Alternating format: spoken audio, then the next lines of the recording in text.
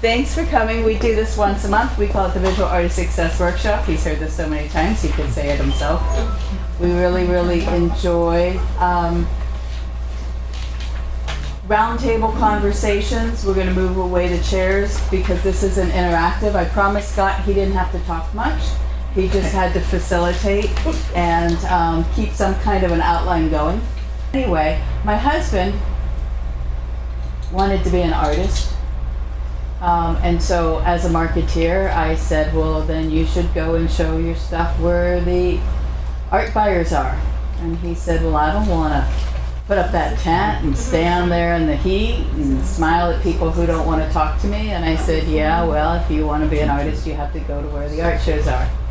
So we were requested to hold this topic because there's so many people who want to know about this. And so we're recording it for the people who can't get out of the house, have children, go to school, and all those other great excuses that they tell us why they want to be here.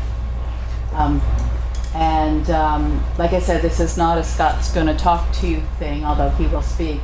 But we want to hear your input. We want to hear your ideas and your suggestions. We want to hear your questions, because maybe doing a show is the right thing for you. Maybe you'll find that waking up at 3 o'clock in the morning to put up a tent actually has some little bit of peace to it. Or maybe you'll decide it's not right for you, but it's an informed decision, and that's really all we want to do, is help you be able to decide, I like this, I don't like that, and I'm willing to give that a try. So, for the man who didn't know he was going to speak until we told him he's going to speak, let me bring on Scott. All right, thank you. So, who's done an art festival or shown their art outdoors? Anybody here? Couple? Okay. And who wants to do that? The rest of you want to do that? Okay. Well, I've been doing it for about 10 years now. And like Jerry said, I would just want to be an artist, but what do? You know? So I decided, well, if I get out in front of people, then I can show my artwork and sell it. And I found that after doing it, I also evolved my artwork into something more sellable, more into what people want to buy. Some of my early stuff was a lot wilder than some of the abstract you see around here, and the colors didn't go in any home at all. It was just kind of out of my imagination. And I found after some experience doing outdoor art festivals that I was able to kind of rein in some of my colors and some of my ideas so that it fit more into people's homes. Because if you want to sell artwork and make a living, you've got to have something that people want to buy. And most of them are decorating their home and they want something to go over the couch, or something that matches, goes good with their wall color and the throw pillows and all that stuff. And we like to think that, artwork stands on its own, and it does, but most people buying want to have it fit into their home and work with their decor. So that's kind of the reality of the situation. So we've created this topic for tonight, creating a show booth that attracts attention and some related topics. And like Jerry said, I don't want to talk the whole time. I want to have you guys comment and ask questions or share some of your experiences as we go along. And here are some of the things we can cover. How to find art festivals, applying to art festivals, tents and setup, booth design. We can talk about credit cards if you want to, or sales. So we can cover all of this or some of it depending upon your level of interest. Is that of interest, how to find art festivals to get into? Is that something else we should cover? Okay, good. So there are different types of art festivals. There are ones that are put on by show promoters like Howard Allen Events, PARAGON shows, and we'll be going over that and look at their websites briefly here. And there are also shows that are put on by local communities, like Art Harvest here. The weekend before last was put on by the Women's League, and there are ones that are put on by chambers of commerces and different art groups. You'll find that like pastel societies, and they'll have their own art festival. We have somebody in the audience who's putting on an art show upcoming. Really? Yeah. Who's that? Soon. Yeah? We have space available. Where? That's why I'm here today. Tell us about it. Where is it? I'm Felice, and I'm with the Palm Harbor Chamber. I'm here on behalf of the Palm Harbor Chamber. And Nice. 10 years ago, I was chairman of the board, and as chairman of the board, you got to be in charge of the art festival. And I did that 10 years ago, and about 2 months ago, I was talking with Connie, who's the president, and she said, we just don't have anybody really taking control, so I kind of stepped in to help. So we have room for about 10 more artists, and it's December 5th and 6th from 10 to 5 on Saturday and 10 to 4 on Sunday. We have food vendors. It's a juried show, so there's no crafts. The only selling is the artist selling. The only other thing you can buy is food from a truck, not people's jams or jellies or any of that. And the kids, they can pay for kids' face painting. Other than that, we do have some business tables at the ends of the artists area. Those tables are for our chamber members and business members where they can promote their business, but they can't sell anything. So they can give away tchotchkes or they can make appointments and things like that, just to get their name out. We also have music throughout, and it's all very quiet, nice music. If we bring in the marching band, they'll be right there at 10 o'clock, getting everything open and getting everyone out, and we're talking about that. But if you bring in a marching band, you get all the parents of the marching band. Well, this is a seniors marching band, actually, so, but we get them, so hopefully they would stay. And we do have some kids playing on Sunday, which you've heard before. These are underprivileged and at-risk children that have been taught to play the violin by a woman that we both know, and they are amazing. And they'll be there Sunday afternoon, so they're just to see them pick up a violin and play the songs, and they're going to be playing, of course, holiday music for us with the violin. So it should be a good show. If the weather's good, we anticipate 3,500 to 5,000 a day. We've had that happen in the past. If the weather's bad, it is an outside show, so. But right now, it looks like we're going to be in pretty good shape for the weekend after next. So if any of you are interested, I have some applications. It's $225. There's nobody here who's already signed up with us, is there? So it's $225 normally with the jury process. Since our jurying is over, we're kind of just going individually and looking at your art, your work. So you can save the jury fee, so it'll be $200 for you to come and participate. We set up as early as 6:30 a.m. on Saturday morning and tear down at 4 on Sunday. And where is it? It's in downtown Palm Harbor, right on Florida Avenue, off Alternate 19. It's a good show. Thirsty Marlins is over there, and Peggy O'Neill's, if you know that area. It's free for admission for the guests. We've tried that once before where we charged, and we'll never ever do that again. So we got the wrath of the artist, the wrath of the guests. It was horrible. Anyway, lessons learned. But it is free, and there should be a good crowd, and it should be a lot of fun things to do. And I can tell you that the artists we have right now have some beautiful, beautiful work. And Palm Harbor is a great demographic. I have a number of clients in that area. It's a good income level. Yes. They really love our work up there. So. And we have money we're giving away as well. So Prize money is always good. Yeah. Good. Now you mentioned art festivals versus craft festivals, and that's something that we need to mention here. Is there are some that are art festivals, pure art festivals, where you have to jury in, and your art has to meet a certain standard to be accepted into it. And there's a jurying process versus a craft festival where they pretty much let anybody in with any kind of handmade stuff.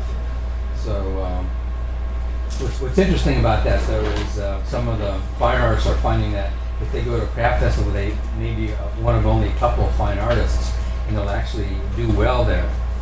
But it's good to know that there's a difference between an fine art festival and a craft festival. Okay, good. So moving along, as I mentioned, there are a lot of different ways that shows are put on with promoters or different communities or art groups, chambers of commerces. But most of them are now going through this website called Zapplication, and this is where you go and there are calendars and listings and stuff, and you'll actually apply for them, a lot of them here, and you'll submit some slides, or not slides, but JPEGs, and usually a picture of your tent, and usually a picture of 3 of your pieces of artwork for the jurying process. So this is important to know because a lot of festivals are using this, quite a few. And they have a calendar here, and here's this week's calendar. And they have the application deadlines for each day, And then in blue, they have the events that are actually starting that day. So if you look down here, today is a deadline for Downtown Dunedin Craft Festival, which is in November. And if you look over here, you'll see it listed somewhere along here. But many of the bigger art festivals, it'll be like 6 months out or 9 months out, and you need to apply for it early. So it's kind of a long-term commitment when you seriously get into doing art festivals. So that's the application, and then here is one resource, Sunshine Artist magazine, which is now online, and you can find out about what art festivals there are and where they are, and some descriptions about it to help you. When you're at the application, you have the schedule, but you don't really have a lot of information about the art festival, and all the specifics to really judge whether it's a good one for you. So you'll want to cruise some of these other websites to find out about them, and then go to this application to sign up for it. So Sunshine Artist is one resource. It was 10 years ago it was just a magazine, but now it's online too. And then there's Greg Lawler's Art Fair Source Book, and when you're at an art festival you see him running around trying to sell his publication, and he wears that hat every time. And many times when you're doing an art festival and your packet of information, you'll get a slip of paper that's asking you to fill out how much money you made at the art festival, how well you did, what you thought of it, was it good or bad, how to rate it in several different ways. And it goes back to Greg, and then he puts it in his magazine, and you can see what the average artist made, how much money he made. But you have to take that with a grain of salt, because some people who don't sell much will be kind of disgruntled and not bother to fill it out. Or someone who made a lot of money may not want to fill it out and let other people know how much money he made. So you have to kind of take that with a grain of salt, but it gives you some information. It's some guide to use rather than having anything at all. Some of the narratives in there are good too, explaining about the show. Yeah, exactly. Or exactly. the guys that put it on and stuff. Right, A lot of right. comments. Yeah. And here's another resource where the shows are. And that's their homepage. And that's their printed publication. And this is one of the most popular ones around Florida, is artfestival.com, and that's the Howard Allen events. And I've done a lot of their shows. The downside to it is they have one almost every weekend somewhere around Florida, or sometimes even two of them. So Florida's kind of oversaturated with art festivals. Yes? I'm just starting out here in these Howard Allen events, and their rules, they say no covered rack, all racks must be covered. What does that mean? What's a rack? Do you know what they're referring to? I think what they're talking about is the aesthetics. So for example, if you have they don't want you just to be there with milk boxes. Milk crates and Milk stuff. crates. Right. They're very interested in having a high-end art show. Right. So they Look and feel. don't want like I bring my stuff in crates, but I hide them behind the tent or leave them in my trailer. They don't want open crates that are ugly. Right. So when we put them behind the tent, sometimes we put a covering over it to hide them. So that's probably what they're referring to. Yeah. They're really trying to up their game. A lot of the other art shows are fantastic on the artist amenities, where you might get a fruit for breakfast and they come by and they give you free water. That was never really the case with Howard Allen in the past, but as it has become more and more competitive, they are coming around with their wagon and bringing. Well, look at a sponsor like Costco, which will have a tent and they'll have oranges and fruit and Danish for the artists. But this is a good resource and a good way to get out there. But you do have to have a white tent and you have to have everything to have a pretty polished look. So that's artfestival.com, and then this is Paragon, and this is a guy in Sarasota who's also doing art festivals. Howard Allen actually has a staff of, I'm not sure, maybe like 10 people, and when you're out doing it, you see a number of them, including Howard and his wife.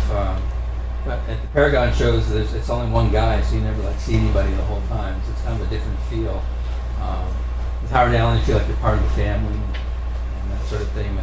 But Paragon does have some good shows, and Sarasota is a real hot spot. Sarasota is great for art festivals.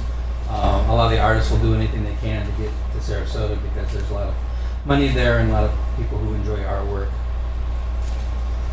And then Hotworks only has a few shows, but they have one down in Estero, and I've done that a couple of times. I was the poster boy one year. They put my artwork on everything that was everywhere. So these are the independent show promoters. Here's another one. Amder Productions. I did a couple of the shows up in the Chicago area. So again, what you want to do is you might want to check out some of these promoters and see what shows they have, but then you'll eventually go to Zapplication to actually fill out an application and apply for it. And again, you need to have a picture of your booth set up like it's going to be at the show. Some of them say if your booth looks significantly different from what you posted, and if it looks bad, they'll really kick you out right in the middle of the show. So you have to kind of represent yourself accurately when you're submitting your booth photo and your artwork. Let me interject. It's really important on your booth photo. Do not have your name on the booth photo. There's rules, and each show has their own rules. But one thing that's pretty consistent is they don't want to know who the artist is, which is kind of goofy because if you've been a jury for any time, you know who everybody is. Yeah. But for example, Scott was in a show not too long ago, and his booth photo had his name in the booth because he took a picture of a booth at a show and it has the name in the booth. And it got kicked back and said, we cannot even consider you until, read the rules. The rules say you must submit your booth photo without any name on there. So that kind of stuff is really important, and it'll bite you. Not everybody's as nice as those guys were. I know, for example, Naples is now running all their own shows. And they if you do anything incorrect, if you send it the wrong number of pixels by wrong number of pixels, Naples will just shut you down and you lost your chance. And those are always great shows. So that's something to really be cognizant of. Yeah, they were very generous. They called me to help me fix my submission, and I had the name of the file Menaul tent.jpg, and they didn't like that. Because I guess the jury could see that title.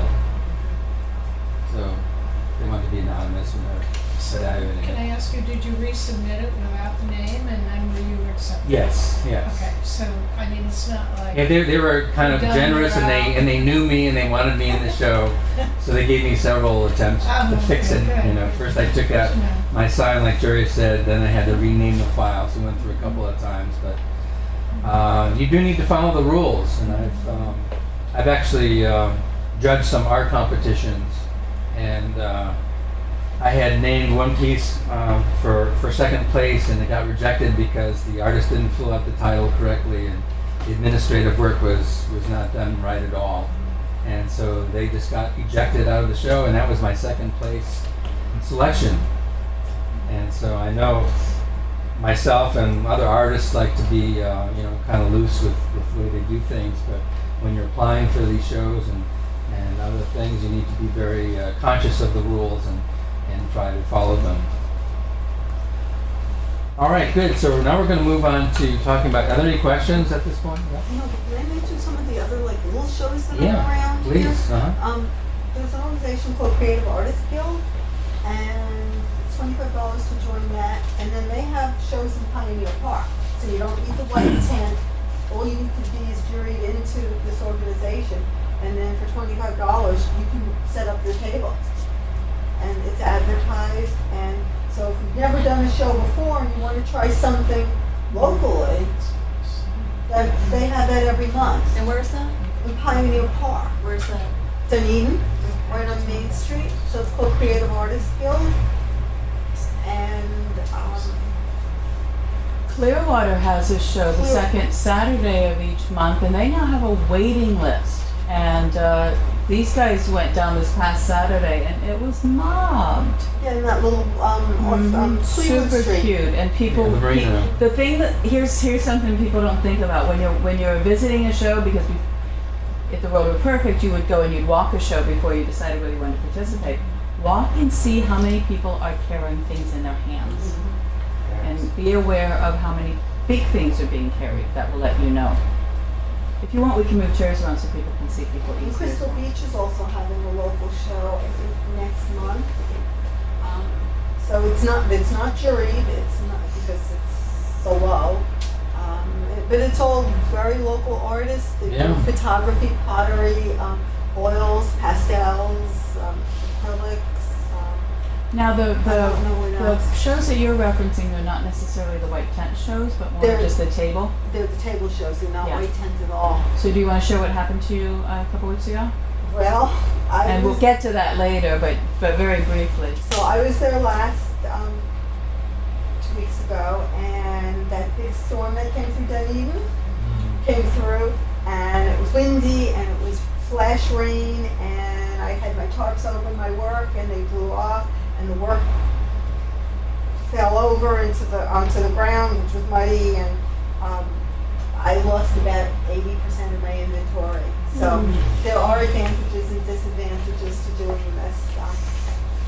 So I do photography, but So even if you're going to do the no tent shows, Shows. to be able to have containers and things where you're fast, and again, Scott, we'll get to that part of the setup, but so you need to be thinking really through careful all acts of wherever God. you are.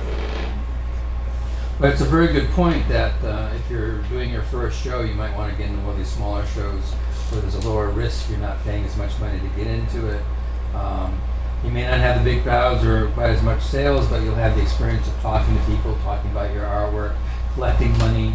I mean, that's, if you take credit cards or not, I mean, you have to work a lot of things Our out. organization has a group credit card, so Oh, nice. anybody That's great. exhibiting can use that, and then you get the money. They send you a check afterwards. Yeah, 10 years ago, to get my feet wet, I did a couple of shows at the Countryside Mall. We had some artists in there, and I did that. And that helped me get used to, setting up my panels and stuff and talking to people and collecting money, because a lot of different aspects that go into a show in terms of, not only your artwork, but the setup and talking to people, sales, and your marketing and having everything that you need. So it's good to kind of dry run that or do some of these smaller shows to get that experience. Well, if anybody's interested in seeing what it's like this coming weekend, Sunday, we're going to be in Pioneer Park, and there's also a big show in Dunedin with the white tents. So you can see what both of them are like. Walk in Dunedin, walk in the tents, look at everybody there, and then come into the park and see us. If anybody's interested, I got 2 points. Yeah, please. We talked about people coming out from behind their tents when there's people in their booth. You have to be doing your sales and marketing. And if you're rude to the people that come walking by, they're not going to buy from you. I can tell you that I was at Homosassa last weekend. They had a huge show. I was looking at some silver rings, and I asked about a credit card, and the guy told me all the reasons why he couldn't do a credit card. I'm in technology, and he didn't have a smartphone, and he wasn't going to get one, and I walked away from the booth. I'm sorry, I don't carry cash anymore. So, and bought a new ring somewhere else. And I come from a sales background, so I'm very cognizant of it. And when you come in and you're looking at something, and the artist ignores you or doesn't talk to you, or you say, "Wow, that's really pretty," or "How long does it take you to make something like that?" and they don't answer you, you tend to walk out of the booth. So, the way you express yourself to that audience is going to affect your money. So it's fun. It's interesting because we get our reviews from all of our artists every year, and there's one artist who, was just really grumpy to everyone, and then emailed us. It was a terrible event, and he didn't sell anything. Well, he was rude to the people that were there. Why would you want to buy anything from him? So both of those things, that and making it easy for your buyer. Which credit cards help, if you have a bag for them to put something in, that helps, things like that. So think if you were on the other side of that booth and walking in, what would make it more appealing to you, so that, because your customers are going to be the same way. Very good points. A lot of the reason people come to the art festival is because they want to see the artist. Right. I mean, that's as much important to them as the artwork. And they want to feel like they have a relationship with the artist. Oh, I met this cool artist, and this is what we bought from them. And it can be an ongoing thing. I got an email this past week from someone who saw me 6 years ago up in Chicago, and they just wanted to say hi and how much they enjoyed the artwork, and they're still thinking about me, and they had my card right there. And Like, oh my God. So people love building that relationship, and if you're sitting behind your tent, you're reading a book, Yeah. you're not going to engage with them or make any type of relationship with them. Which is another thing, you should always have your business cards available for them to pick up in case they don't want to buy right then. Absolutely. We'll call you, because I've had some people do that with me. All right, we'll talk a little bit more about sales later, but I'm going to move on to talking about tents. I got one more question. Oh, yeah, on please. The application, once you fill out the application and you've been accepted, do they charge you at that point? Yeah, you usually put It's in. either way. You can do it Yeah. either way. Now, from us, from the production piece of it, we've done it both ways. I will tell you that in the future, we're going to do it where you pay up front, and then if you are not selected by the jury, your money is refunded. Oh, okay. Less typically your fee. So we have a jury fee of $25 and $200 for the booth. This year, we let people pay their $25, and then now I have 6 or 8 that are, we're trying to get their money out and get money from them. They've committed, and they may not show up. So we backed down on that and said, we're going to get them, because the year before we took the money up front. Why we changed that this year, I don't know. Which we got the whole $225, and if for whatever reason, the jury did not select you, your money was automatically refunded. If you were accepted and you still couldn't make it, we had a deadline, and we certainly would refund money. But once the people lay that money out, they were much more committed than, okay, I'm going to not pay it now, and then maybe I'll come, maybe I won't. So if you sign up for 10 shows next year and they accept you for all 10 shows, you get banged for 10 shows right there. Not necessarily. Like Howard Allen, you have to pay within 30 or 60 days before the show. Oh, so if you apply okay. 6 months in advance, you can find out, your $25 jury fee, you can find out that you got accepted, but then you have to pay, like maybe 60 days in advance before it starts.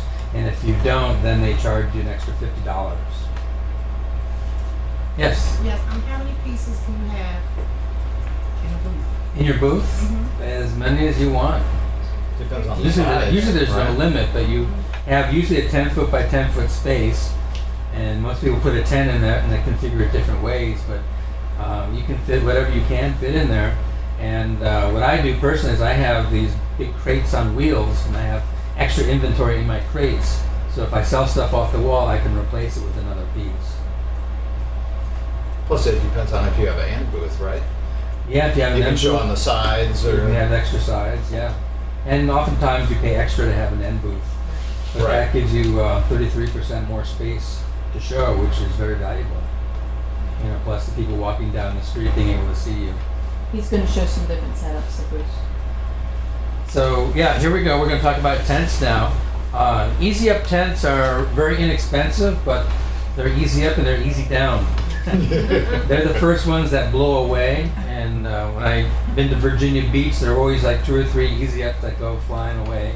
Or what can happen is if you're not careful, water can puddle on top of it and it can collapse. So a lot of people like this inexpensive alternative, and it sets up real easy. Here I've got a picture. It kind of unfolds like an umbrella, and it's perfect for those one-day shows where you're there for like 6 hours. Like in Clearwater at the marina, everyone had easy ups because you're not there overnight. And if there's really bad wind or bad weather, they just they go home. But in an outdoor art festival where you're there for the whole weekend, you pretty much signed a contract that you're going to be there the whole time. I'm sure you don't like people who leave early, no, right? it's in your agreement that you'll stay. for the Yeah, entire show. yeah. So rain or shine, you're kind of committed to stay there until the very end. So I prefer to have a tent that's going to be able to withstand all kinds of weather. And I spend extra money, and it's a lot more time to set up. But if you're worried about your artwork getting damaged, it's worth it. So easy ups are popular, but they're easy downs. Here's an easy up with some panels inside. Here's another popular tent called the Light Dome. The Show Off. And then this is the one I have, the Trimline by Flourish. And I guess I picked this one because my friend John, that's what he used, and he was kind of my mentor when I was getting into shows.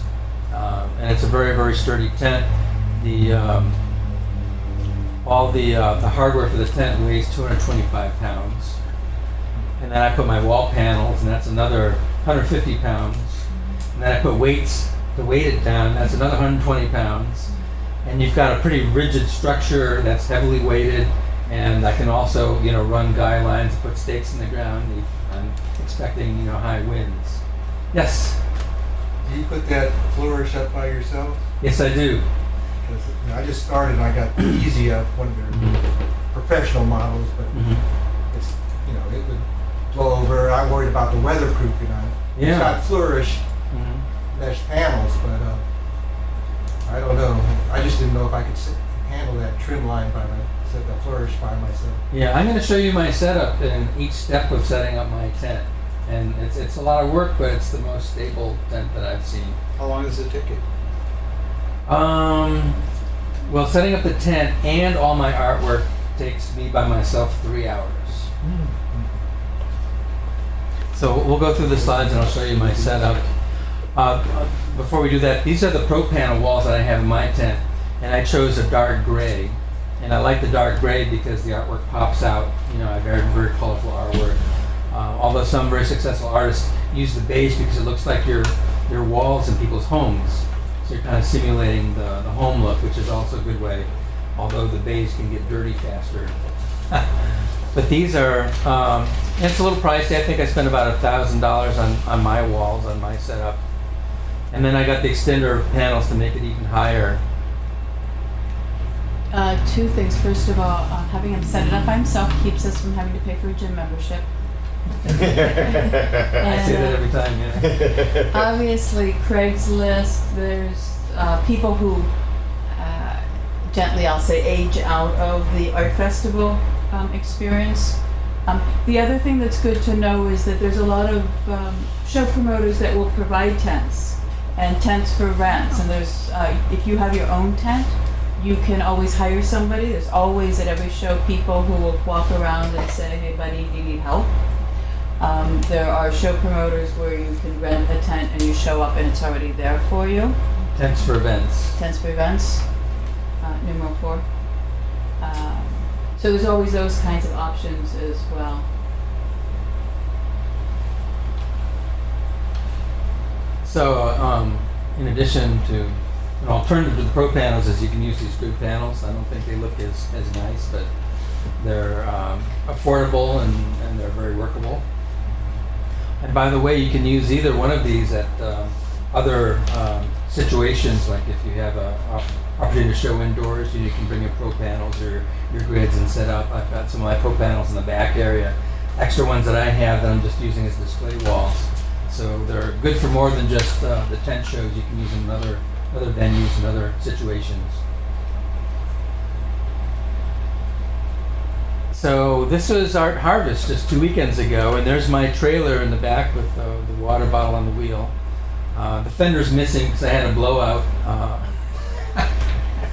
a while ago going to show, and when you have a tire blowout, the whole fender goes flying down the highway. And after I lost 3 fenders, I got tired of replacing it, so I haven't replaced it yet. Just some of the adventures of doing shows. So I've built this crate here, or this wheeled thing for all my tent poles and my ladder and my chair and other things to bring it onto the site. Sometimes you're not so lucky to get close to where you're setting up.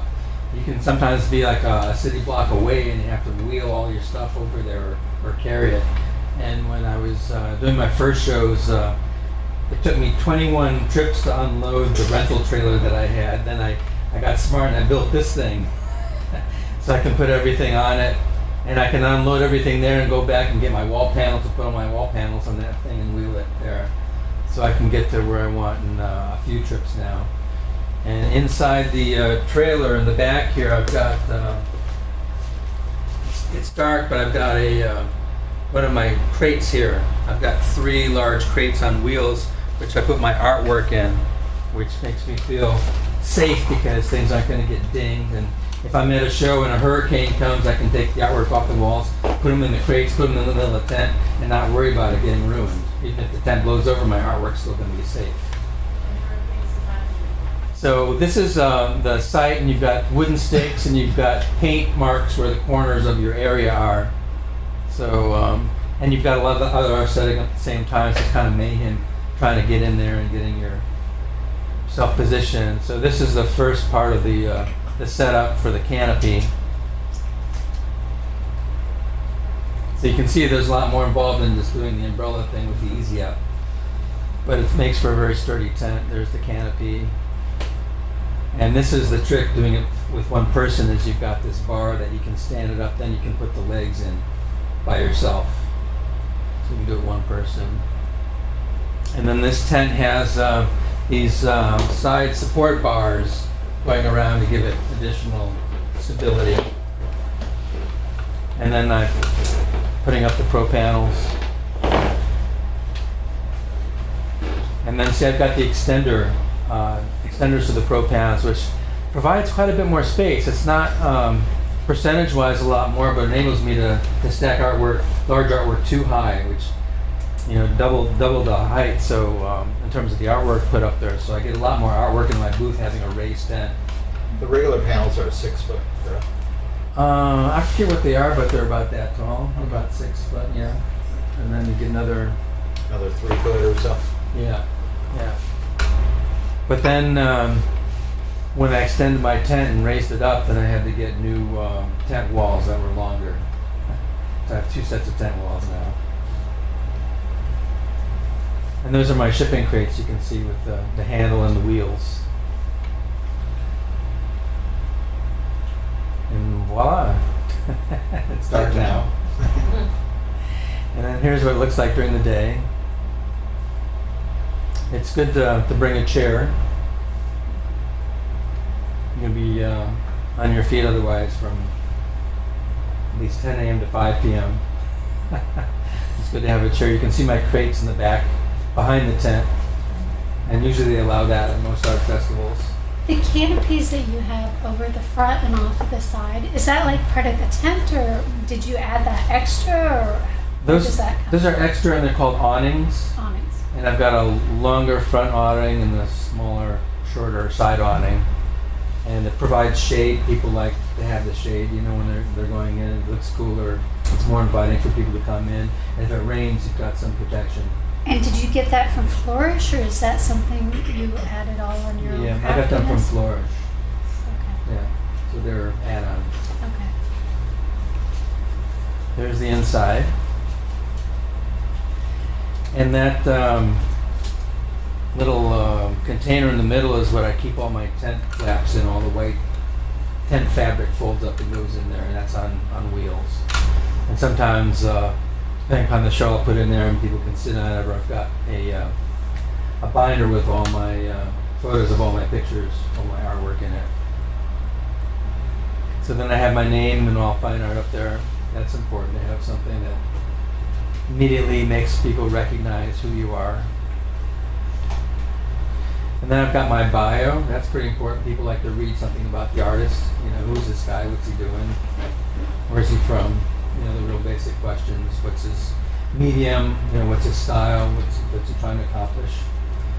Important to have business cards. I usually have 3 business card holders. You know, one on this side, one on the other side, and one in the middle. And then I've got a QR code, so with people with smartphones can go right to my website. They can just snap the picture and go right to my website. Not a lot of people use it. I'm surprised more people don't use it, but it makes you look like you're high tech. And the people that do have the smartphones and that capability, you know, Where do you get that do from? it. You can Google QR code generator, and you just type in your website. It'll generate the artwork for you, Oh, okay. and then you can put it wherever you want it. They had a lot more popularity about 3 years ago, where everyone was using them for everything, and now we just don't see it as much. Yeah, I'm surprised. Yeah, well, a lot of it has to do with people downloading apps. So if you once you download the app, you've got it. They just didn't. They kind of fizzled out because I used them in the events industry for quite a bit, Yeah. and now there's like no big deal with them anymore. I don't know Yeah. why. I've seen business cards with them, and they'll have Yep. a QR code, and you can go see a video of the guy. And Right. so I have some promotional pieces with 2 or 3 of those on there. One is for the website, One is for the piece of artwork, and one is for an intro video. So it's kind of nice. Again, it isn't as popular as it Yeah. was, but some people like it. And There's a lot of applications for it. I mean, it basically will take you anywhere you're going to go on a computer. It'll take you with one phone. So. Okay, and then I have a title card for each piece with what it is, the size, and the price. Some artists don't bother to put prices up, and then people don't ask, you know. They figure it's not for sale, or that they can't afford it, and they don't bother to ask. They'll just look like they're in a museum or something. Thank you. So it's very important to have your artwork priced.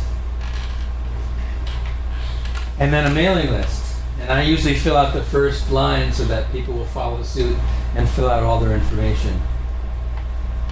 So I might walk away with, 3-4 pages of these names of people who are interested in the artwork, and I ask them to name what their favorite piece are, and I'll put a star next to it if they're like seriously interested in whether I should follow up right away, or any notes like one thing I do, particularly being a digital artist, is I invite people to email me a photo of their wall where they need artwork, and then I'll digitally in Photoshop drop in my artwork onto their wall and email it back to them. That's very cool. And if they measure something like a couch, or I tell them the Scotch tape a piece of 8.5 by 11 paper on the wall, then I can scale it. And since I do digital artwork, I can make it any size, and I can scale it and tell them, I think this is the ideal size. What do you think? And they'll say, yeah, that's great. And then they'll see what it looks like, and that takes the guesswork out of it. Because they'll see one of my pieces at the art festival, wow, that looks really cool, but I don't know if that'll fit in my home or not. It might be a little too wild, or maybe the colors aren't quite right, or they're just uncertain. So if you have the ability to do that, it's a great thing, and it takes all the guesswork out of it. So I have my catalog with 50 different pieces of artwork. There's more on the website, and right above that you can see my promotional card, which has the piece of artwork right above it, the one that I'm featuring in the booth. And I've got my QR codes there. I've actually got two installation shots showing what it looks like in somebody's home. I created this piece and had it in a staging at the Sand Pearl, and so I was able to get some good photos of how it looks in this little alcove. So I'm trying to do more and more of that, is show my artwork hanging on the wall. Because again, someone can say, that's really cool, but I don't know what it's going to look like on a wall or my wall. So if you can show examples of how it can look in a location, that's a big benefit. Taking selfies is important. Throughout the show and during the day, I'm posting things on Facebook, inviting people to come to the art festival and come see me. I'm at booth number 193, and then any exposure you can get is good exposure. So that's that for the slides, and we can talk about other things. Any questions at this point? What do you do at night with your artwork? Do you keep the artwork in the tent? Yes, they have security that comes through, police or security people, and they're walking through all the time. And most festivals are safe. I've only seen 2 instances where things were stolen at Virginia Beach and downtown Chicago, but most places are safe. And I leave it on the wall unless I'm expecting high winds. If I'm expecting high winds, then I'll put it in the crates. And you wrap up the outsides with tarps that look like in the picture. Well, you drop down all the sides and zip them up, and it's pretty secure. In the early years, I was concerned about theft, so I used cable ties and cable tie the zippers together so you can't unzip it without scissors. But I don't do that anymore. Doesn't seem necessary. So I have a question about credit cards. Yeah. I actually was at a music festival. It's my only endeavor outside, and because there was so much traffic on the internet, we couldn't use the Square. So what do you use? Were you inside a building? No, it was outside. It was at. You really should be using your 3 or 4G for that. It was. It shouldn't matter. Well, The internet's different. No, but there were like 20,000 people here at this festival. It was the Halloween festival. So there were 20. I mean, you couldn't even get on Facebook. It was crazy. You can Well, always worst case, you can always write down the Well, number. that's what we did, but I Yeah. mean, I was just wondering because there were some bigger vendors there that were using credit cards. I just didn't have the time to go and ask them to see what You they were might have had a using. hotspot. Yeah, sometimes if you just walk I had 10 a feet, hotspot. if you walk 10 feet I did away, that. sometimes you can get a better. Yeah, I mean, I did Do you all carry those a things. manual? Yeah, that's Not what we, anymore. I used to in the early days, but now I've got the phone. So but I that's can- what we wound up doing. We were using, just like the slips. But I mean, I'm pretty tech savvy, so I mean, I have a hotspot on my phone, and I mean, I was walking around. I mean, it was crazy. It's Yeah. frustrating. Yeah. Yeah, we had some problems like 3 or 4 years ago, but lately we haven't had any problems. So have you been at events where there's because that's a lot of people, Yeah, it hasn't been a problem It for hasn't me. been. Yeah. What do you use? We use Roam Pay. Is the one that we use. Roam Pay? Yeah. So that's the hardware. It's the hardware and the software. I mean, they often have their own. Retriever is the name of the Merchants Association, the merchant thing. And we've been with the same person. I left her and I was really sorry I went back to her, but we've been with her for over 12 years. And she actually specializes in working with artists. Okay. Yeah. And very, very accommodating. So it's Retriever. Retriever, if you want, I can give you her name and number. That would be great. Thank you. Yeah, happily. Thank you. So is credit card processing, is that something you supply yourself, or is that something that sometimes the art festival supplies, or can you use PayPal, or is this, I don't understand what it is at all. I need help. Okay, credit card processing is the way in which you can accept money from people using MasterCard, Visa, and if you choose, you can also accept Discover and American Express. And you need an intermediate between your device, which is the phone nowadays, and your bank. And so you have a merchant account, and you could, if you're a QuickBooks user, you could use QuickBooks. They offer services. Your bank oftentimes will offer services. I recommend shopping a little bit because there's some not scrupulous people out there. Like I said, I've been with this gal for about 12 years and I left briefly and was very disappointed and went back. Okay, now say Sometimes if I did do QuickBooks, because I have that, is there something still that I need to get to plug into my phone? They will or- happily send you something, you plug it into the earplug, and then you turn up the volume, and then you can swipe, which is such a wrong word. You have your choice of either paying a percentage of the transaction or a monthly rate, and depending on your amount of volume. Yeah. Thank you. Depends on what you pay. Say again, please. Have you heard of the Square? Yeah. That's what I use. What is that? The Square, I they're all use the essentially Square. the same, the pricing is different more than anything else. And they're all software that runs through your devices. Square is very There is a popular. PayPal device as well, if you like PayPal. Big PayPal person. It's easy to know your rates with something like that. They're published, so you know. One thing with the credit cards, again, I'm coming from a different perspective than you all, but sharing this with you, is don't say, well, I won't take anything unless it's $10 or more. There's certain things like that that just annoys people. And if you're going to take credit cards, then you take credit cards.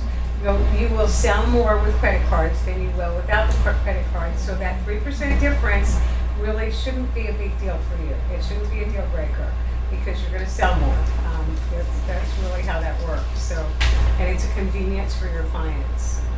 It's just part of the cost of doing business. Yeah. I oftentimes wish that I could say, I'm going to charge you more because of taking credit And cards, that's, just like you they do can't at do the that. You can't do DMV. that either. Yeah.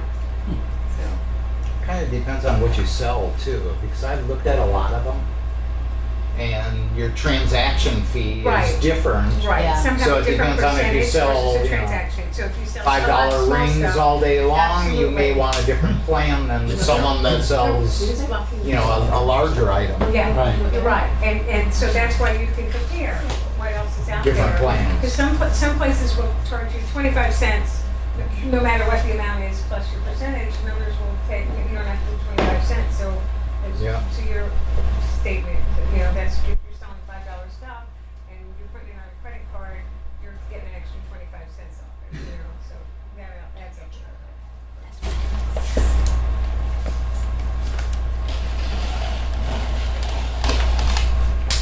How do you collect taxes? Well, here it's 7%. So in the application on the phone, there's a place for adding the tax. And you can put what the tax rate is and where you are and automatically add it to it. But if you're doing, in a different town or a different city, you've got to find out what the tax rate is for that town. And then you end up having to pay for that later to that Surprised the area. applications don't automatically check your GPS and You need to file Technology. it, and the tax man cometh and will drop off a form. And for example, if you do Michigan shows, we do the Ann Arbor shows, and it's the stupidest thing because Sunday morning they show up to collect their taxes, and I said, it kind of bothers me because I'm planning on selling some more Right. today. We'll send it in. I'm like, okay. So you need to set that aside. Virginia and Illinois, where we also do shows, you get on their list, and then you have to file every quarter whether you're there or not. So then you start filing zeros because you're not there, and if you don't remember, then they hit you up with a $50 fee. So it's good to go out to the big cities. It's good to get out of town. It's good to broaden your customer base. It's good to have a really good bookkeeper who pays attention to these things. You said you were in Chicago? Yeah. And let me ask you, when you go to Chicago, which one, where in Chicago? I think I've done 3 different shows in Chicago on my way to Ann Arbor. Okay. So we did Buffalo Grove one year. We used to do the one down by the Trib building for Oh, yeah, years the- and years even that before was- we went to Ann Arbor. Also Pioneer Park in the downtown area near the river. And I think there was another one that I did. Newtown? Newtown? I'm not sure. But when we went, we haven't been to Ann Arbor for a couple of years now, but every time we go up there, we try to pick at least one more show. While we're driving 1,200 miles, might as well do 2 shows instead of just one. My question is, did you do better up north? And did you get higher prices? In Chicago, they like abstract, so I do very well in Chicago.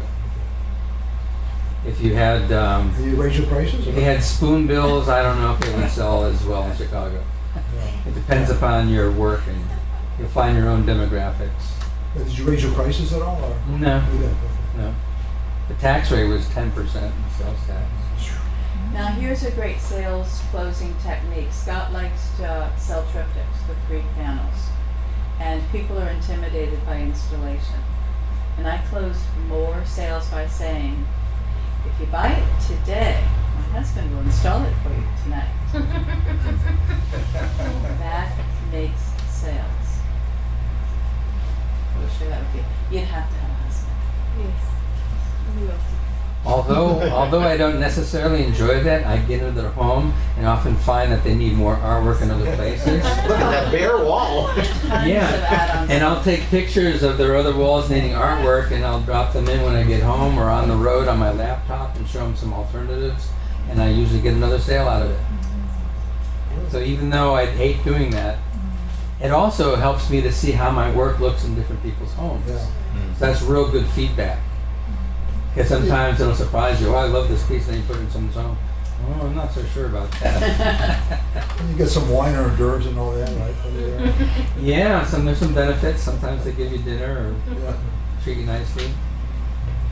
Yeah, there was this one guy, and you can't judge anybody by anything. There was this one guy that came walking in, he had the baseball hat on backwards, and he kind of walked like this. He looked like he was sleeping in his clothes for a couple of nights.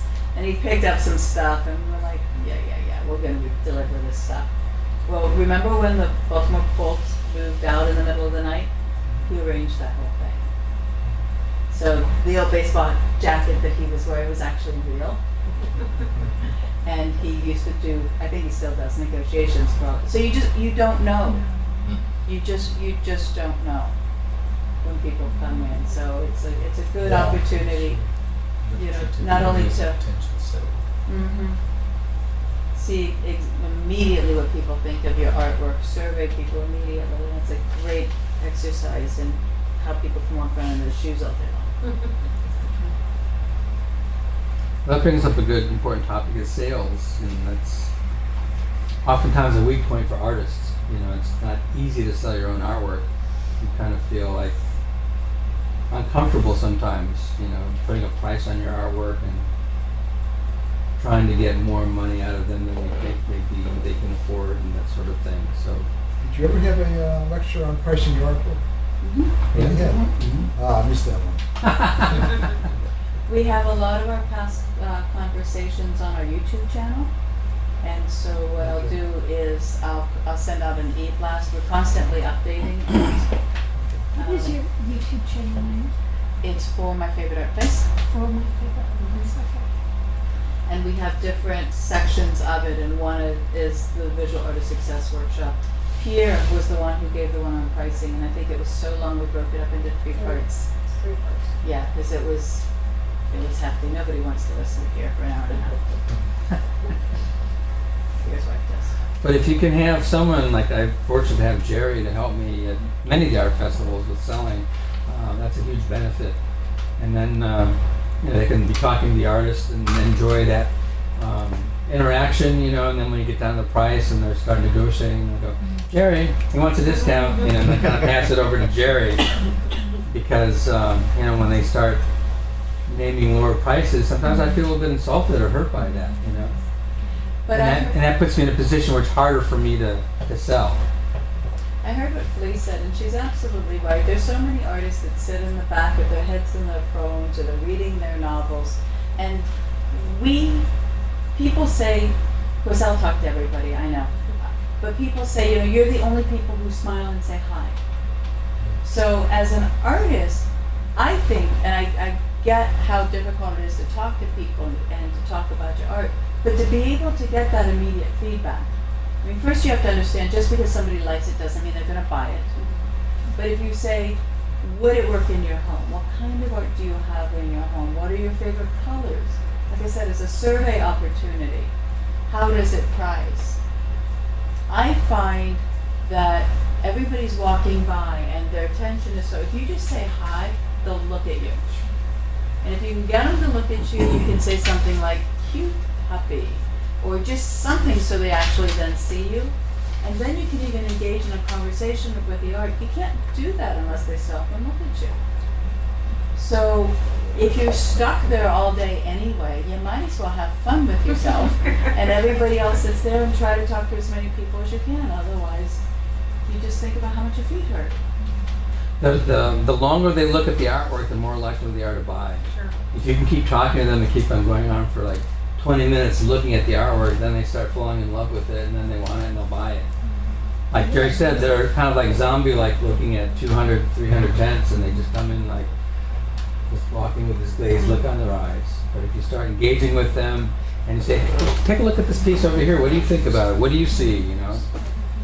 Really engage with them, and the more they look at, the longer they look at, the more likely they'll buy. 20 minutes. What's the rule on the galleries? That if you do art fairs, you're not going to be in our gallery? How does it? How do the galleries think about people who do art fairs, especially if it's local? Well, if you are working with a gallery, some of them will have an exclusivity clause in their contract saying that they don't want you selling your artwork in a particular region. Like I have a friend, John, he couldn't sell his artwork in southern Florida anymore.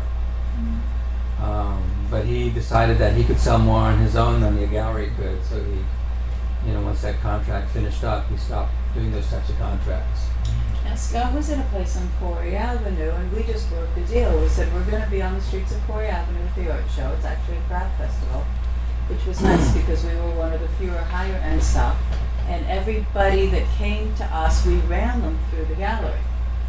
So it was a joint, and then as people came to the gallery, they would send people out to the tent. To meet the artists. Mm-hmm. So there's ways to work it out, and with everything in life, more communication is always better. If the gallery's selling for you, I'd let them dictate. If they're not selling for you, then.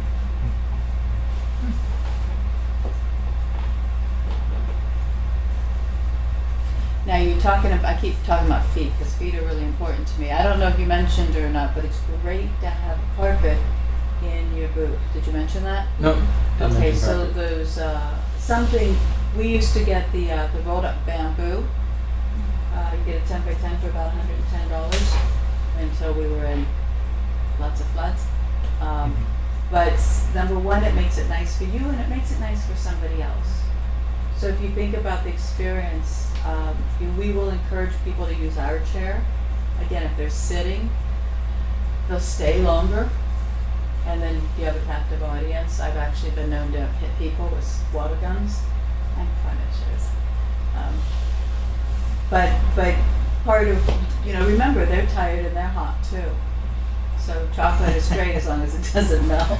We were in Ann Arbor, Michigan, and it was 101 degrees. Oh, it's good. And I was featuring a piece that was basically a waterfall. And Jerry says, take a closer look. You can actually feel the moisture. He comes up behind him and starts spraying them.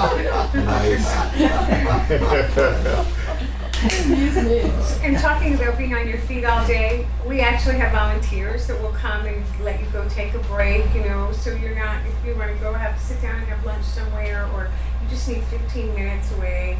We try not to sell everything while you're gone, but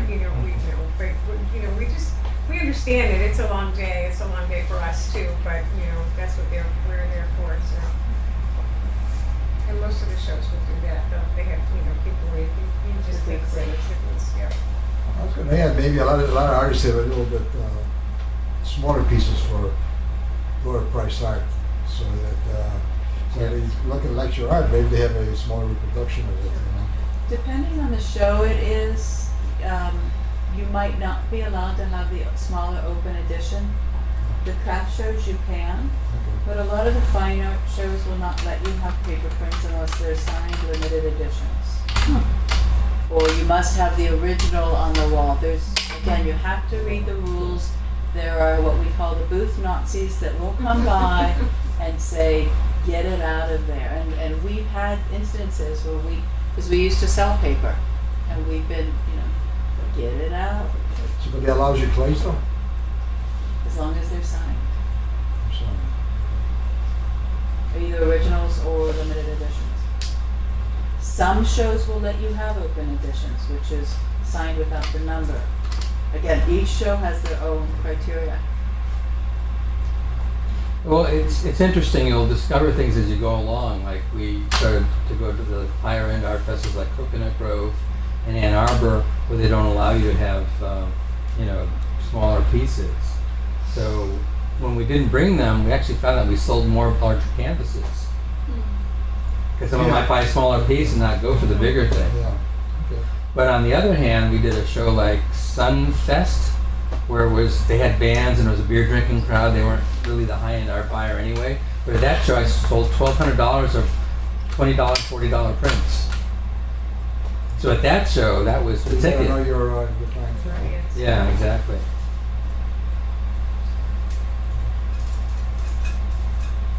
But if the show allows it, it's nice to have an item under $50 or under $100 because that's pocket money. What's the best art fair considered in this area? Main sale or the one at Gasparilla?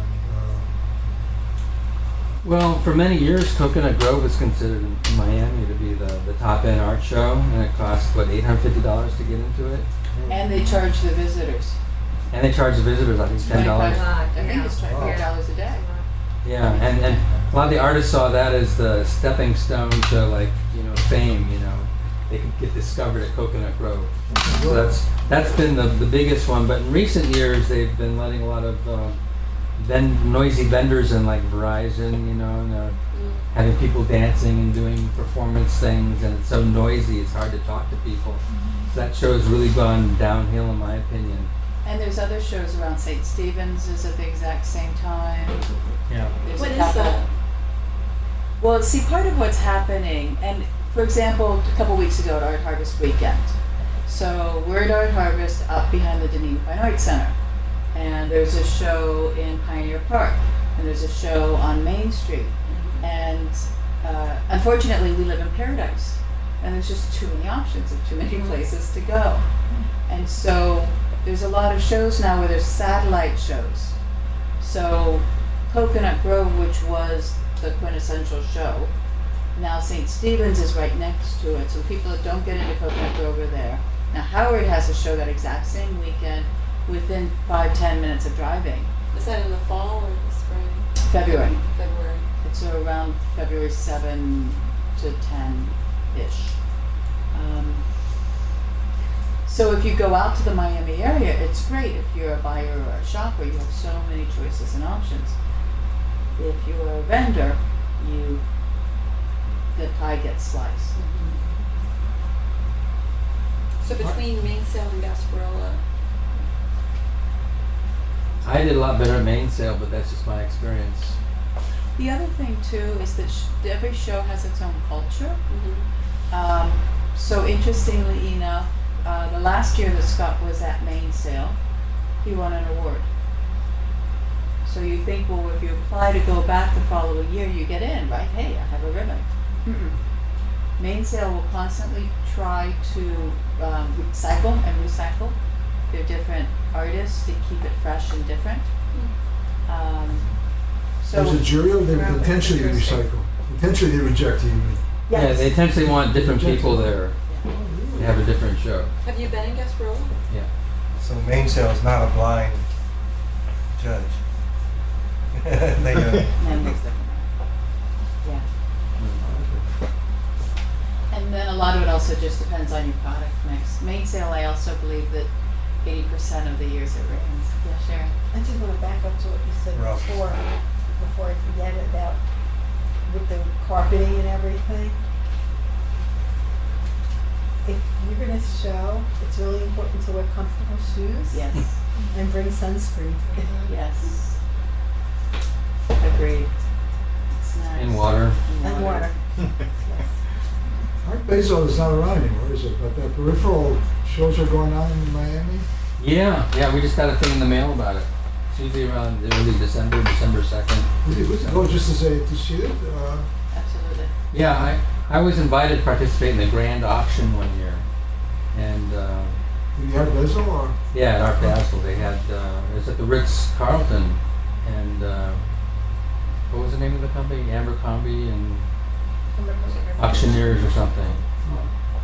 And that was very prominently shown there, but it was like 2008 or 9 and hardly anybody showed up. But I did go and I did visit all the satellite shows, and it's supposed to be the largest contemporary art showing in all of North and South America, they think. So it's quite the deal, and there are literally over 1,000 galleries represented in different hotel rooms, and in the big convention center. And it's quite something to go to, just to observe and see what. I don't mind to get the invitations to go to the Art Basel for the commercial part, So that he would never go, he said, afterwards, because it's a mob scene. It is a mob scene, It is. but it's quite an event. I'm thinking about going. Again, it's been 5 years or more. To exhibit? To exhibit? No, just to look around, see what's going on. Looking for questions, or let me know. Okay. Because you can talk to a gallery owner from London, or Paris, or all these different places, and see what's going on in the art world. What are people buying? What are the trends? Yeah, I'd love to know. We should talk about New York and Vegas and those shows. Yeah, we did Art Expo in New York City and Las Vegas a few years back. You could run the bus in there, So that's quite an undertaking. You drop at least $5,000 for those shows. And we built a beach shipping crate and shipped everything up there. But you can get picked up. They're international shows, and that's where the licensing companies come by. That's where the big editions, international. We sold a lot of stuff internationally there. We got picked up by a lot of galleries there. So it's indoors, so you don't have to wear sunscreen. It's a lot of work. It's just another style of show, but it's very, very popular. So if you subscribe to Art Business News, or if you want to go online to Art Business News, that's that group.